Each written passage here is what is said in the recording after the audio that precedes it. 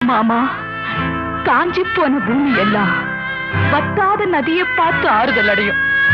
அந்த நதியே காஞ்சி போயிட்டா துன்பப்படுறவங்க எல்லாம் அவங்க கவலைய தெய்வத்துக்கிட்ட முறையிடுவாங்க. ஆனா தெய்வமே கலங்கி நின்னா அந்த தெய்வத்துக்கு யாரால ஆறுதல் சொல்ல முடியும்? தானாடவில்லை அம்மா, சதையாடுது.